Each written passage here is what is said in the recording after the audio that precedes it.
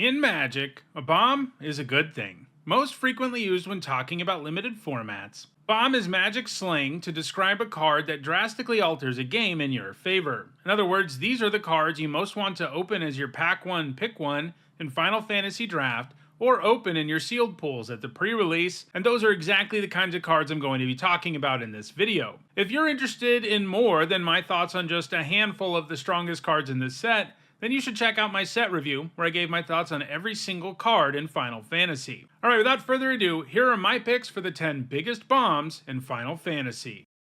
This video is sponsored by Card Kingdom. You can pre-order Final Fantasy by using my link in the description below.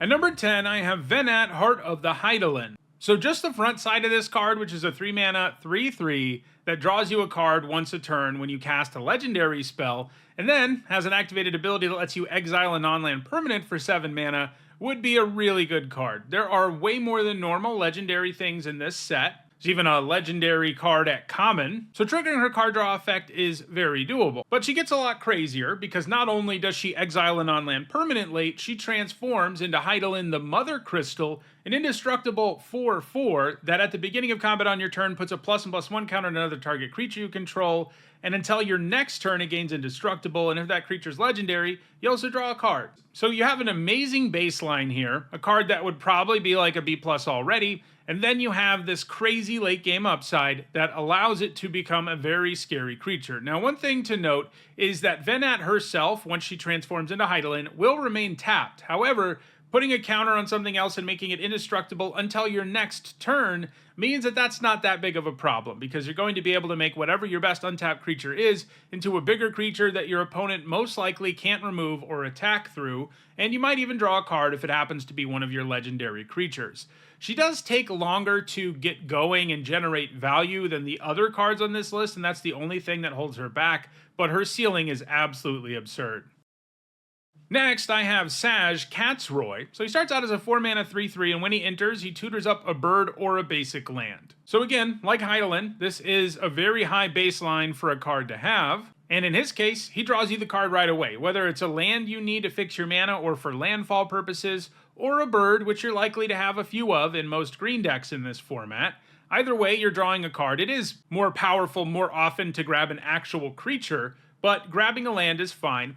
That alone wouldn't be enough for him to be a bomb, though. He's also got this whole other ability that when he attacks, he puts a +1/+1 counter on a creature, and then you double the number of counters on that creature. This means that Saj himself can actually be a pretty efficient attacker on the next turn, and attack as a 5/5 that can progressively grow. And your opponent kind of has to trade with him, and that means you got that 2-for-1 pretty nicely. And if they don't trade with him, he's going to get out of control. He can also put counters on other things, and if they already have counters, it's even better sometimes to just attack with him as a 3/3 that buffs something else really big, and then they trade with their 3/3 but can't block your other thing.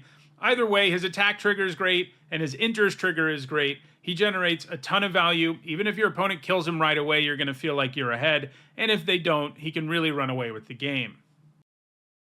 Next, I have Sephiroth, Fabled Soldier. He continues the theme of just being like a great card as a baseline and then having amazing upside, because he's a 3 mana 3/3 that when he enters or attacks lets you sack a creature, and if you do, you draw a card. That already is a pretty quality limited card, but also whenever another creature dies, irrespective of who controls it, it triggers off of any creature dying.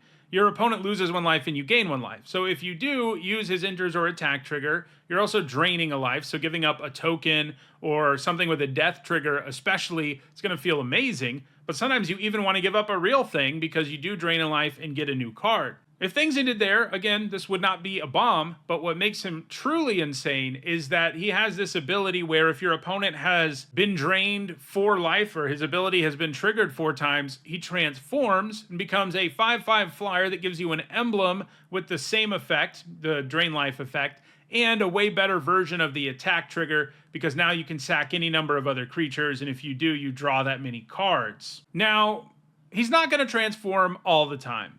But if he doesn't, it's usually because your opponent has to find a way to play around him. And if they're doing that, he's kind of doing the job anyway. And what I mean by that is it's pretty difficult to go into combat against Sephiroth on a board that's developed at all and not have this trigger 4 times. It's not going to be automatic, of course, but you just turn 2 trades, which are going to be great for you anyway because you get the life drain attached to it, into him transforming. You know, you can triple block their creature and kill it. There are just so many ways you can block that are normally not great to set up the transformation. And once he transforms, the game is going to be very difficult for your opponent to win.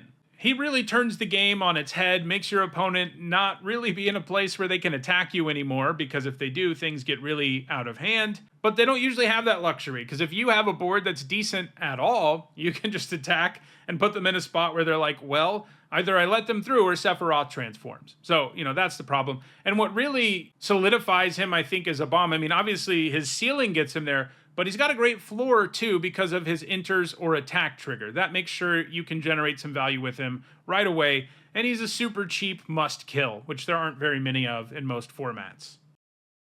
At number 7, I have Joshua, Phoenix's Dominant. This is a 3-mana 3/4 that when it enters lets you discard up to 2 cards and then you draw that many cards. Another really good baseline. And then he can transform for 5 mana into Phoenix, Warden of Fire, a creature with flying and lifelink that's a 4/4 that has 2 first chapters that do 2 damage to each opponent, which will gain you life because of lifelink. And then his chapter 3 lets you reanimate any number of creatures with total mana value 6 or less. And then you exile Phoenix and return it to the battlefield face up, which means you get Joshua's interest trigger all over again. They made sure to give us lots of cards with really good baselines at higher rarities in the set that then have some powerful effect, and that's definitely what Joshua is. Even if he couldn't transform, he'd be a card that made the cut 100% of the time, but his transformability makes him truly absurd because he can rack up so much damage on your opponent while gaining you life. And then if you get to chapter 3, if he's still hanging around and is able to do his thing, the game is over because you end up reanimating stuff from your graveyard and still holding on to a 3/4 that can potentially transform all over again. Next, I've got Kefka Court Mage.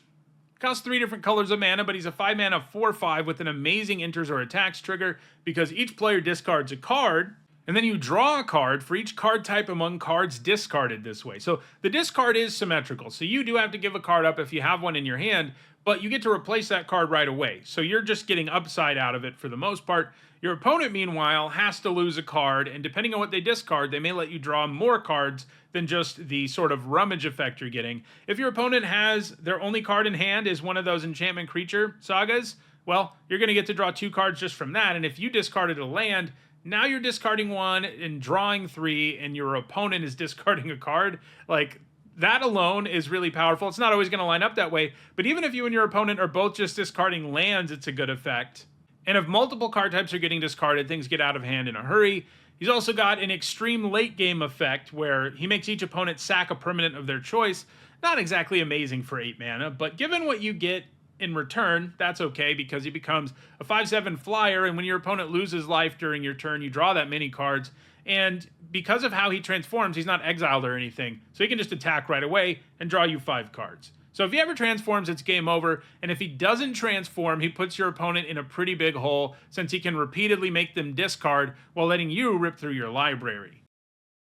At number 5, I have Clive, Ifrit's Dominant. He's a 6-mana 5/5 that has you discard your hand and draw cards equal to your devotion to red when he enters. If he's your only card in play when you play this on 6, there's a good chance your hand is empty or maybe has 1 card, and now you're drawing 2. He's probably not your only red card in play. That's just like the baseline here.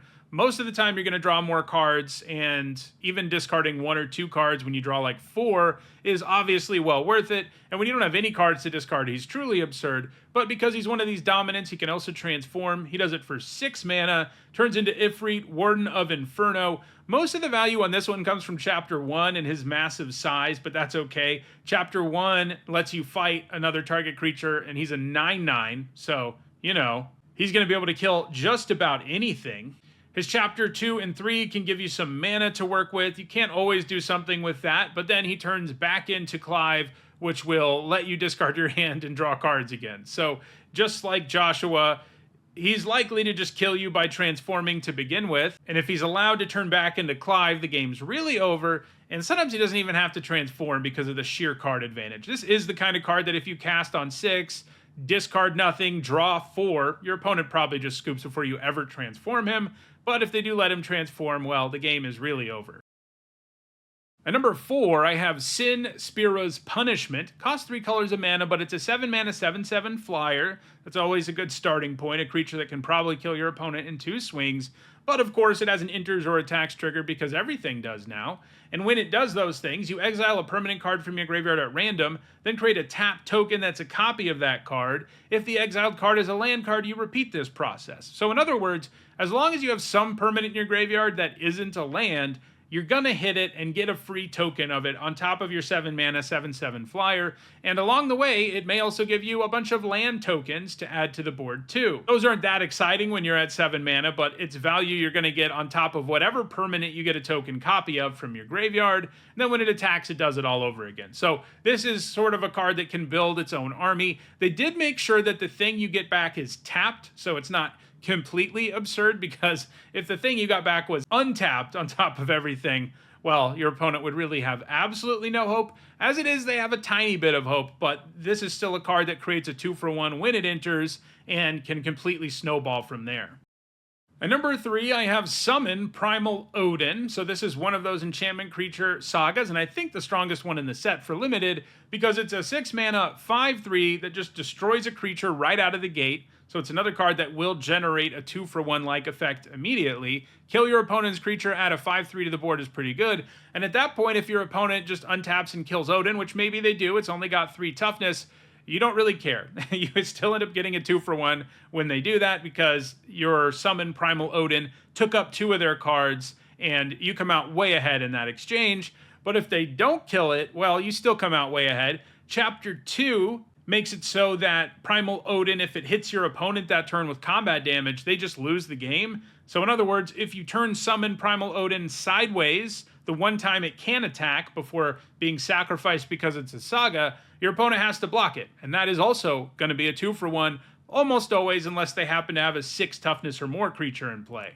And then you also have Chapter 3. This one does feel sort of modal, where you kind of get to choose between 2 and 3, depending on whether your opponent might have removal or a way to kill Odin, because if you know that they can't, you're just going to wait for Chapter 3, because that draws you 2 cards, and each player loses 2 lives. So that even pressures your opponent a little bit, while also giving you more cards. So he generates a 2-for-1 at a minimum, can feel like a 3-for-1 sometimes. It's just a super powerful one of these sagas.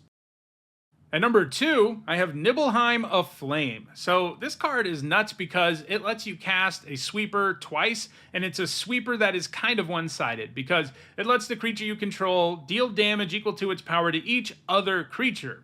So that means if you have a 4/4 in play and everything in play is an X3 or smaller, you just kill all of it and hold on to your 4/4.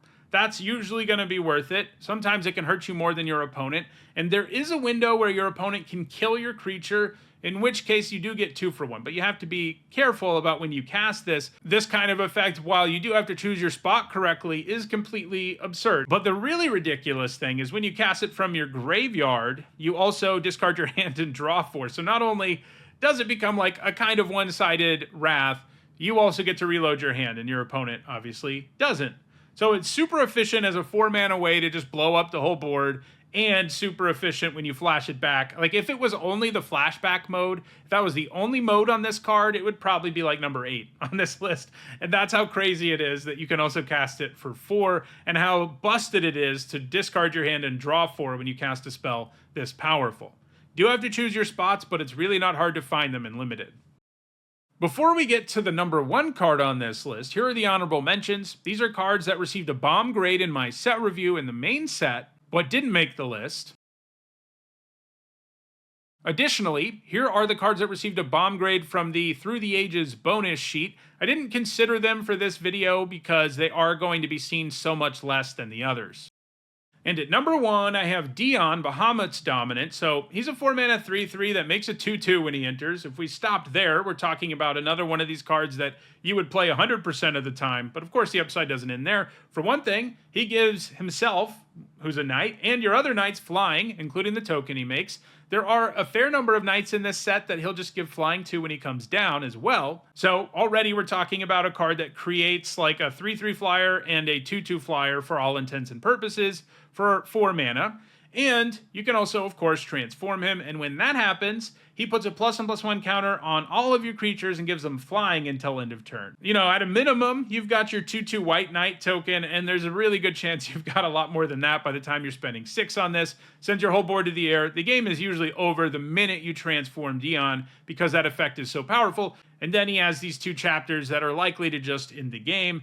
And again, if you get to chapter 3, you blow up their best permanent, and then he comes back, makes another token, and you start all over. So I think he's the biggest bomb in the set, just because he has such an insane baseline and such an insane ceiling. So those are my picks for the strongest cards in Final Fantasy Limited. Do you want to own any of these cards? After all, they're all pretty awesome in 60 card and 100 card formats too.